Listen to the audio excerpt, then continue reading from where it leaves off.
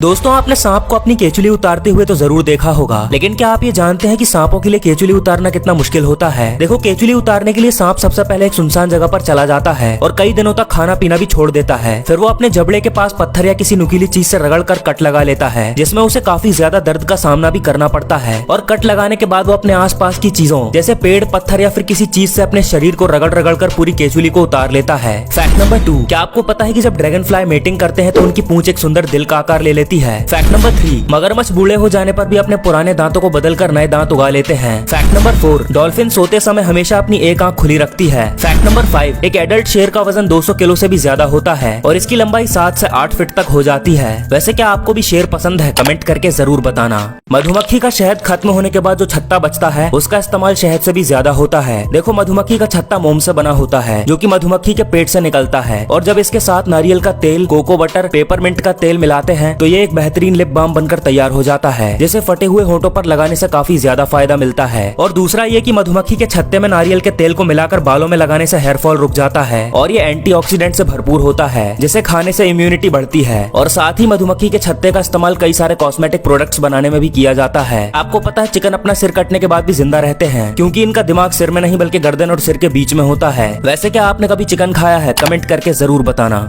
रेगिस्तान में रहने वाले कई जानवर ऐसे होते हैं जो कि बिना पानी के कई सालों तक जिंदा रह सकते हैं, और रेगिस्तान में रहने वाले ज्यादातर जीव जमीन के अंदर रहते हैं। लेकिन अब सवाल आता है कि रेगिस्तान की तपती जमीन पर रहने वाले ये जानवर बिना पानी के कैसे जिंदा रहते हैं। दरअसल दोस्तों, जितने भी जीव रेत के अंदर रहते हैं वो जमीन से निकलने वाली नमी को एब्जॉर्ब करके अपनी जरूरत को पूरा करते हैं। और रेगिस्तान में एक ऐसा मेंढक पाया जाता है जिसे वाटर होल्डिंग फ्रॉग के नाम से जाना जाता है। ये अपने मुंह के पास बनी थैली में अपने वजन से 2 गुना ज्यादा पानी स्टोर कर लेता है, जिसके बाद ये मेंढक 5 सालों तक बिना पानी के जिंदा रह सकता है। रेगिस्तान में रहने वाले सांप, पक्षी और बाकी के जीव इसी मेंढक के भरोसे जिंदा रहते हैं, क्योंकि वो इसे मारकर अपनी पानी की जरूरत को पूरा करते हैं। ऑक्टोपस की कुछ प्रजातियां ऐसी भी होती हैं जो कि एक बार में 55,000 से भी ज्यादा अंडे दे सकती हैं। वैसे आपके यहाँ अंडा कितने का मिलता है? कमेंट करके जरूर बताना। ये है दुनिया की सबसे बड़ी मांसाहारी छिपकली, जिसे कोमोडो ड्रैगन के नाम से जाना जाता है। ये अपने सामने आने वाले किसी भी जानवर को निगल लेती है। लेकिन अब सवाल आता है कि क्या ये खतरनाक ताकतवर छिपकली इंसानों को भी निगल सकती है? देखो, ये छिपकली देखने में जितनी बदसूरत लगती है उससे कई गुना ज्यादा खतरनाक होती है, क्योंकि इस छिपकली की लार में एक ऐसा वेनम होता है जो अगर किसी भी जीव के शरीर में चला जाए तो कुछ ही घंटों में उसकी मौत हो सकती है। ऐसे में जब ये छिपकली बड़े से बड़े जीव को निगल जाती है तो इंसान को तो बड़ी आसानी से निगल सकती है। आपको पता है कि सांप दुनिया के हर कोने में पाए जाते हैं, लेकिन एंटार्क्टिका एकमात्र ऐसा देश है जहाँ एक भी सांप नहीं है, क्योंकि सांप बर्फीली जगह पर जिंदा नहीं रह सकते। आपने उड़ने वाले सांप के बारे में तो जरूर सुना होगा, लेकिन क्या सांप सच में उड़ सकते हैं? आइए जानते हैं। दरअसल दोस्तों, पैराडाइज ट्री स्नेक प्रजाति के सांपों का बॉडी स्ट्रक्चर बहुत ही अलग होता है, और ये सांप बहुत ही ज्यादा फोर्स लगाकर काफी ऊंची छलांग लगाते हैं, और जैसे ही ये नीचे आने वाले होते हैं तो ये अपनी बॉडी को फ्लैट कर लेते हैं, जिस वजह से ये एक बार में 25 मीटर की दूरी तय कर सकते हैं। और इस सांप के एक पेड़ से दूसरे पेड़ पर छलांग लगाने को ही लोग उड़ना समझ लेते हैं। लेकिन दोस्तों, सच तो यह है कि आज तक सांप की ऐसी किसी भी प्रजाति को नहीं खोजा गया जो उड़ सके।